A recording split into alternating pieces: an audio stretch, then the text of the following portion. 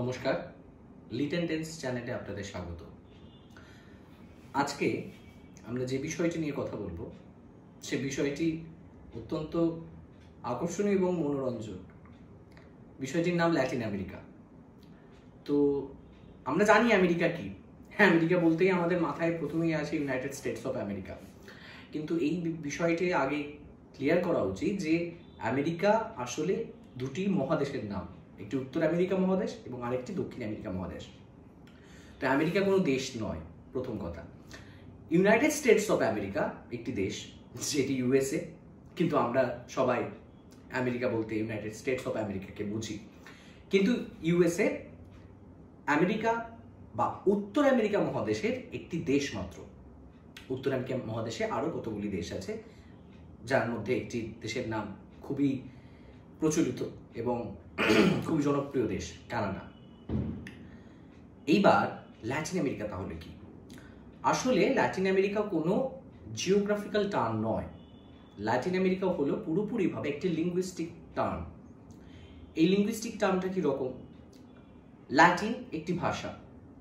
আমাদের দেশে যেমন ক্লাসিক্যাল ল্যাঙ্গুয়েজ সংস্কৃত, তামিল, ঠিক সেরকমই একটি classical language, European classical language হলো ল্যাটিন। আমাদের দেশে যেমন সংস্কৃত ভাষা কখনোই মানুষের মুখের কথ্য ভাষা ছিল না, এবং সেই সংস্কৃত ভাষার বিভিন্ন মৌখিক রূপ থেকে আধুনিক কালের যেরকম বিভিন্ন উত্তর ভারতীয় মডার্ন ল্যাঙ্গুয়েজগুলোর জন্ম হয়েছে, যেমন বাংলা, গুজরাটি, মারাঠি ইত্যাদি, হিন্দি ইত্যাদি ইত্যাদি ভাষা, ঠিক সেরকমভাবেই ল্যাটিনও কখনো মানুষের মুখের ভাষা সেইভাবে কখনোই ছিল না। ল্যাটিন ভাষার বিস্তার হয়েছে রোমান সাম্রাজ্যের বিস্তৃতির মাধ্যমে। এবার এই রোমান সাম্রাজ্যের প্রধান ভাষা ছিল ল্যাটিন ভাষা। রোমান সাম্রাজ্যের বিভিন্ন অঞ্চল একটি বিশাল বড় সাম্রাজ্য, এবং সেই বিশাল বড় সাম্রাজ্যের বিভিন্ন অঞ্চলের মানুষ একই ভাষায় কথা বলতে পারতো না। তো ল্যাটিন ভাষার বিভিন্ন অঞ্চলে, বিভিন্ন রোমান সাম্রাজ্যের বিভিন্ন স্থানে স্থানে ল্যাটিনের বিভিন্ন মৌখিক রূপ তৈরি হতে থাকে, যেটিকে বলা হয় ভালগার ল্যাটিন। ঠিক আমাদের দেশে যেরকম কথ্য সংস্কৃত থেকে অপভ্রংশ অবহট্ট হয়ে আধুনিক কালের মডার্ন ইন্ডিয়ান ল্যাঙ্গুয়েজগুলোর জন্ম হয়েছে, ঠিক সেরকমভাবে ভালগার ল্যাটিন থেকে, অর্থাৎ যেগুলি মানুষ মুখে বলতো, তার থেকে আধুনিক কালের মডার্ন 5টি ইউরোপিয়ান ল্যাঙ্গুয়েজের জন্ম হয়। ভালগার ল্যাটিন থেকে, অর্থাৎ প্রথমটি 5টি ভাষা, ফ্রেঞ্চ, স্প্যানিশ, পর্তুগিজ, রোমানিয়ান এবং ইটালিয়ান, এই 5টি ভাষা আধুনিক কালে ভালগার ল্যাটিন থেকে জন্ম হয়েছে। এইবার 1492 আগে অবধি পৃথিবীর মানুষ জানতোই না যে গোটা দুটো মহাদেশ, আমেরিকা নামক মহাদেশ এক্সিস্ট করে পৃথিবীতে। 1492 খ্রিস্টাব্দে কলম্বাস প্রথম আমেরিকা মহাদেশে উপস্থিত হয়। বলা বাহুল্য যে ক্রিস্টোফার কলম্বাসও আমেরিকা মহাদেশের মূল ভূখণ্ডে উপস্থিত হতে পারেনি। তিনি যে ভূখণ্ডে উপস্থিত হয়েছিলেন সেটি আজকের দিনের ইস্প্যানিওলা বা আজকের দিনের কিউবান, অর্থাৎ কিউবা এই অঞ্চলটি, যেটি আমরা ক্যারিবিয়ান দ্বীপপুঞ্জ হিসেবে জানি। এইবার 1492 ইউরোপিয়ানরা প্রথম পদার্পণ করে আমেরিকা মহাদেশে। তারপরে আস্তে আস্তে ধীরে ধীরে স্পেনীয়রা, প্রধানত স্পেনীয়রা, এবং তার সূত্র ধরে পর্তুগিজরা, পরে ইংল্যান্ড, ফ্রান্স, আস্তে আস্তে আমেরিকা মহাদেশে তাদের জাহাজ ফেরাতে থাকে। ধীরে ধীরে আমেরিকা মহাদেশ ইউরোপীয় সাম্রাজ্যের অন্তর্ভুক্ত হয়। এইবার আমি উত্তর আমেরিকা মহাদেশ খানিকটা ছেড়ে দিচ্ছি। মেক্সিকো থেকে শুরু করে গোটা দক্ষিণ আমেরিকা মহাদেশ এর অধিকাংশ অঞ্চল চলে আসে স্পেনীয় কলোনির অধীনে, অর্থাৎ স্পেনীয় সাম্রাজ্যভুক্ত হয়। তখন স্পেন কিন্তু কিংডম অফ কাস্তিল, স্পেন আধুনিক স্পেন ছিল না। কাস্তিলের সাম্রাজ্যের অন্তর্ভুক্ত হলো এই মেক্সিকো থেকে শুরু করে বিভিন্ন দেশগুলি। এই দেশগুলিতে, অর্থাৎ ল্যাটিন আমেরিকার বিভিন্ন দেশগুলিতে আগে কি মানুষ থাকতো না? নিশ্চয়ই থাকতো। তো তারা কারা? সেখানে 3-4টি বড় বড় সাম্রাজ্য বলা যেতে পারে, অথবা সিভিলাইজেশন তো অবশ্যই বলা যেতে পারে, সেই সভ্যতা বিস্তৃত হয়েছিল। অ্যাজটেক, মায়া, ইনকা, 3টি বড় সভ্যতা। অলমেক বলে আরেকটি সভ্যতা আছে। তো অ্যাজটেক, মায়া, ইনকা এই 3টি বৃহৎ সাম্রাজ্য এবং সভ্যতা দীর্ঘদিন ধরে এই অঞ্চলগুলোতে, মেক্সিকো থেকে শুরু করে পেরু, গুয়াতেমালা এই অঞ্চলে, বিভিন্ন অঞ্চলে বিস্তৃত ছিল। তারপরে স্পেনীয়রা এদেরকে যুদ্ধে হারিয়ে দেয় এবং অ্যাজটেক সাম্রাজ্যের পতন ঘটে। ইনকা সাম্রাজ্যের পতন ঘটে, তার সাথে সাথে মায়া সাম্রাজ্যের পতন ঘটে, মায়া সভ্যতার পতন ঘটে এবং স্পেনীয়রা সেখানে একের পর এক কলোনি স্থাপন করতে থাকে। তো এই যে দেশগুলোতে স্পেন কলোনি স্থাপন করলো, সেইগুলো কিন্তু সবই 1492 এর পরবর্তী সময়। 1492 প্রথম ক্রিস্টোফার কলম্বাস সেখানে নামছে, তারপর থেকে আস্তে আস্তে স্পেনের সৈন্যরা সেখানে আস্তে আস্তে করে এক একটি দেশ দখল করতে থাকে। তখন তো এরকম ভাবে দেশ ছিল না, মায়া সাম্রাজ্য, মায়া সভ্যতা বিভিন্ন অঞ্চল জুড়ে বিস্তৃত ছিল। মেক্সিকোর বেশিরভাগ অংশটা অ্যাজটেকদের অন্তর্ভুক্ত ছিল। এইবার যেটা হয়, আস্তে আস্তে দীর্ঘদিন এরকম করে সংগ্রাম চলতে থাকে। আরেকটি নাম আছে যার নামে আজকের আমেরিকা মহাদেশের নাম, আমেরিগো ভেসপুচি। আমেরিগো ভেসপুচি নাম থেকে আমেরিকা মহাদেশের নাম দুটি হয়েছে। এইবার দীর্ঘদিনে আস্তে আস্তে স্পেন সেখানে কলোনি স্থাপন করতে থাকে এবং তার পরবর্তীকালে পর্তুগাল সেখানে কলোনি স্থাপন করতে থাকে। যে কারণে আজকের দিনে ব্রাজিল পুরোটাই কথা বলে পর্তুগিজ ভাষায়। তার কারণ ব্রাজিলে কলোনাইজেশন স্থাপন হয়েছিল পর্তুগালে। তো পুরো ব্রাজিলটা আজকে পর্তুগিজ ভাষা হয়ে গেছে। সেখানে কিছু কিছু ছোট ছোট উপজাতিরা এখনো বসবাস করে, কিন্তু ইন্ডিজিনাস পিপল সেখানে যত আছে তার থেকে ইউরোপিয়ান ডিসেন্ডেন্ট সেখানে অনেক বেশি। তো ইউরোপিয়ানরা আদতে, স্পেনীয়রা সেখানে গেছে, সেখানে গিয়ে সাম্রাজ্য বিস্তার করেছে, তাদের ইন্ডিজিনাস পপুলেশনকে বলা যেতে পারে যে অলমোস্ট শেষ করে দিয়েছে, সেখানে ধ্বংস করে দিয়েছে। কিন্তু হ্যাঁ, ইউনাইটেড স্টেটস বা কানাডাতে ইংল্যান্ডের যে কলোনি বা ফ্রান্সের যে কলোনি ছিল, সেই কলোনিতে তারা ইউরোপিয়ানরা ইন্ডিজিনাস মানুষের সাথে খুব একটা সম্পর্ক স্থাপন করেনি, তারা মেশেনি, তাদের সন্তান সন্ততি উৎপাদন হয়নি, যার জন্য তারা অধিকাংশই দেখা যায়, এখন আমরা দেখতে পারি যে সেখানে সাদা মানুষেরা, মানে হোয়াইট স্কিন পিপল বসবাস করে।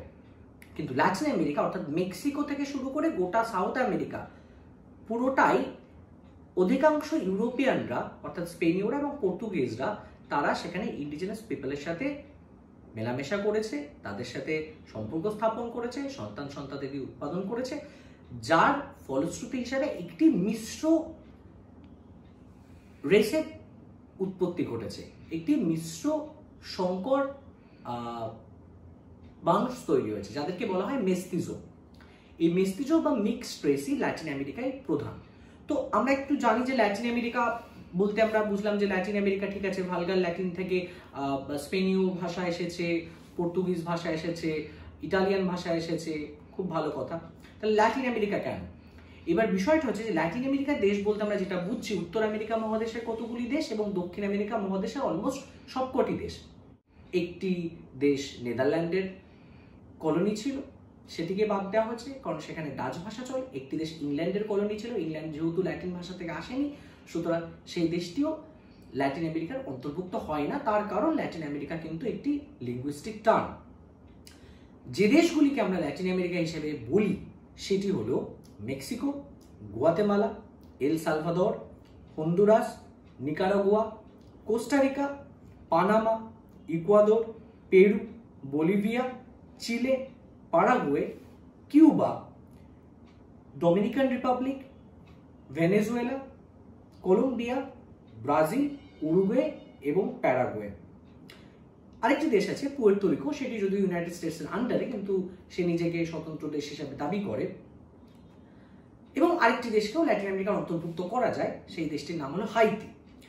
তার কারণ হলো এই যে দেশগুলির নাম বললাম, ব্রাজিল একমাত্র পর্তুগিজ ভাষায় কথা বলে, কারণ তার অধিকাংশ জনসংখ্যার সর্বাধিক মানুষ পর্তুগিজ ভাষায় কথা বলে।